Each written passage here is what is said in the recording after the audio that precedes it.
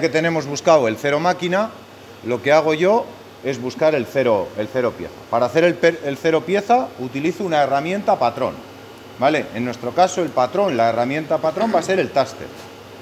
El taster, que es el reloj comparador ese. Ese reloj comparador lo voy a colocar siempre en la posición 18. Entonces lo primero que tengo que hacer es coger la herramienta 18, manual, MDI, T18, ejecuto, M6, y antes de ejecutar me acuerdo siempre de que tengo que darle al potenciómetro un valor. Si lo tengo a 0 le digo muévete y por otro lado le estoy prohibiendo. Entonces le doy y hace el cambio.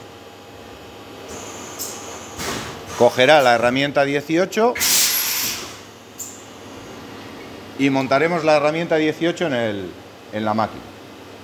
Para montar la herramienta, acordaros, tengo el chavetero que está solo. Aquí tengo dos muescas, la triangular y la del chavetero. La de arrastre es la que está solo. Y en la máquina colocaré la chaveta de arrastre de forma que yo trabaje cómodo. Esto lo hace siempre solo una persona. Pues cojo la herramienta, me acerco el control, destapo el tapón para poder montar la herramienta y tengo que mantener pulsado. Con la herramienta fuera, he abierto las pinzas, los tirantes ahí dentro, coloco la herramienta y suelto. En ese momento es en el momento en el que yo ya puedo empezar a trabajar, ¿vale? Entonces ahora ya todo lo demás lo hago con el volante. Coloco el tapón para no cometer errores y con el volante en manual voy a buscar. Lo más importante aquí es que acierte a la primera. Si quiero que se mueva en una dirección, lo hago. Si quiero que se mueva en otra, lo hago. ¿Qué ventajas me da el taster respecto a lo que hacéis en el taller con una herramienta? Que no tengo que saberme el radio. No tengo que saberme el radio. Entonces, si yo voy a tocar en el eje de las X, lo más importante es que a la primera acierte la dirección y el sentido. Tengo aquí, toco, desde el momento que toco, tiene que dar 2 vueltas hasta colocarse justo a las 6 en punto.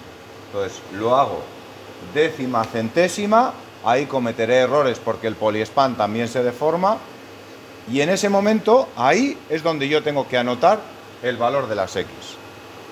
Ese valor me lo apunto en un papel. En este caso será X 151,88. Me lo apunto en un papel. Hago lo mismo con la Y y con la Z. Cojo los 3 valores. Retiro el taster, y el taster tiene una parte cerámica que impide que se rompa el mecanismo de dentro. Si yo me equivoco y le doy vueltas, esa punta cerámica se romperá. Entonces es muy importante que acierte siempre, si lo hago, hacia la derecha o hacia la izquierda. Y eso lo gestiono con el manejo del volante. Pero tengo que pensar antes de girar. No lo giro para probar.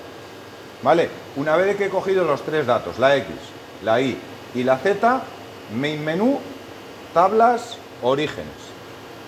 Y en el G54 le doy a modificar y cargo los datos. ¿Qué datos estaré cargando? Estaré cargando la distancia que hay desde el 0 de la máquina hasta el 0 de mi pieza en X, desde el 0 de la máquina hasta el 0 de la pieza en Y, y desde el 0 de la máquina hasta el 0 de mi pieza en Z, con el taster. Con el taster. Las demás herramientas, como el eje va a coincidir, la X y la Y va a ir clavado. La Z no va a ir. Entonces, para igualar las zetas, utilizaré el G43, que es la compensación de longitud. Paro.